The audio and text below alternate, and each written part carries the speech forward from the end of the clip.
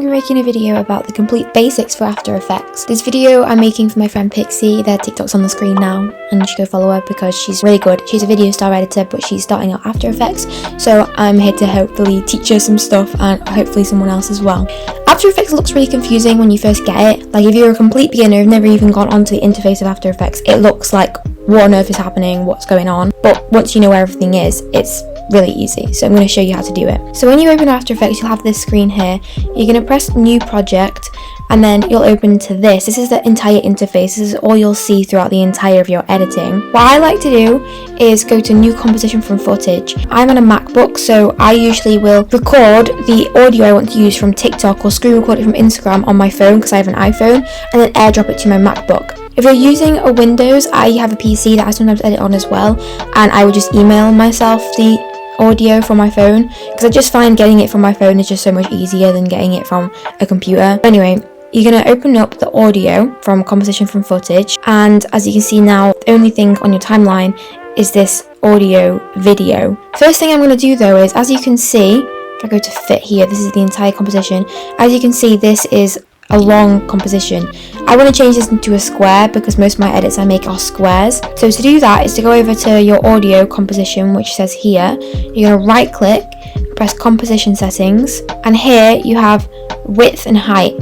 So I'm going to change the height to also 1080 to make it the same. You might need to uncheck this. It says lock aspect ratio to 1:1 because that might stop you from changing one of these, and you might change the other one when you change one. So just make sure you unlock this. Up here, advanced, you might want to go onto here. If you're going to make transition edits, then I recommend turning this up because this will be a lot lower when you first start. So I recommend turning it up all the way to 720 because that's going to make your motion blur more blurry and make your transitions smoother when you make them.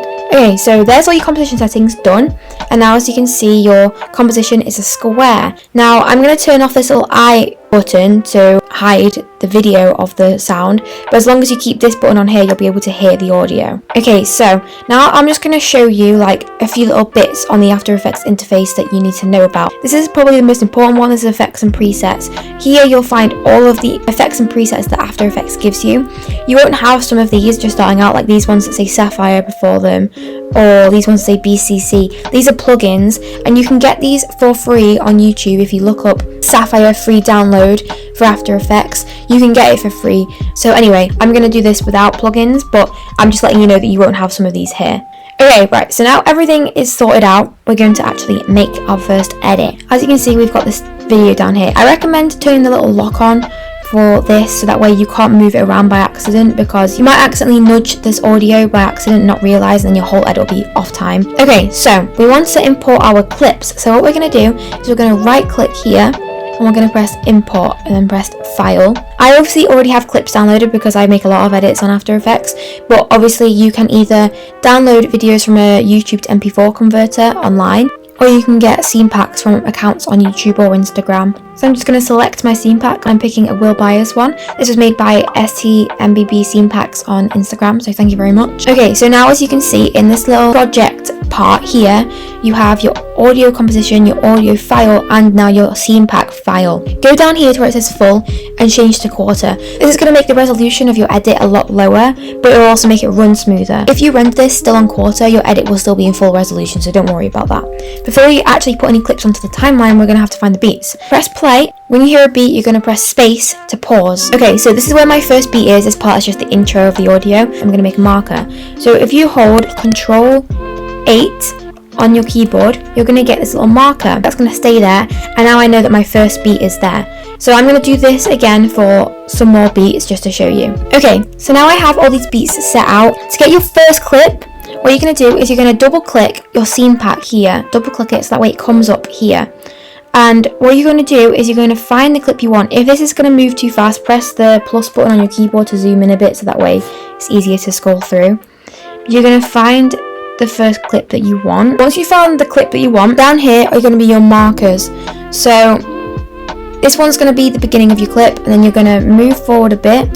You can press command and the right arrow to kind of go frame by frame across, and then you're going to select the end of your clip. What you're going to do is go over to your scene pack again, and now drag it onto your timeline, and this will only drag your selected clip. I'm going to zoom into my timeline a bit as well so I have more space.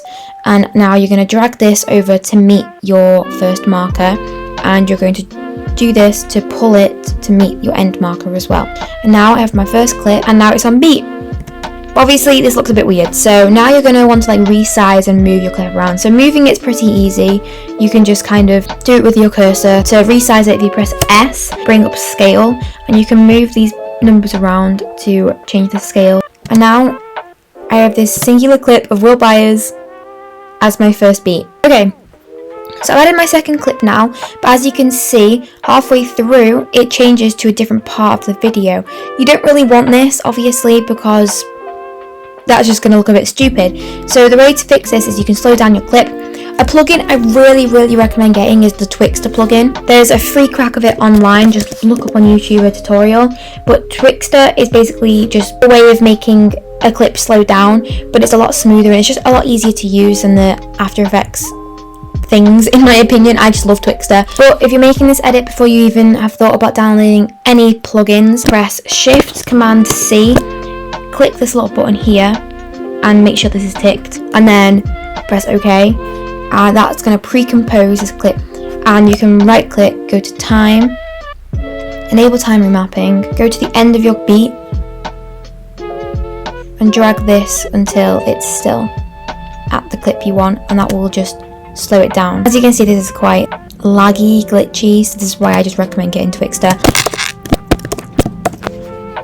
One thing I like to do is add brightness, which is brightness and contrast here. I'm going to add it to my clip. So to do that, just press on it and drag it onto your clip. Go to the beginning, you can press I to go to the beginning of your clip. Up here, I'm going to change brightness to 100. I'm going to make a keyframe by pressing this little stopwatch here. If you just press that, it's going to make a keyframe. As you can see, if you press U, there's now a keyframe here for brightness. Go forward 2 frames by pressing Command and the right arrow.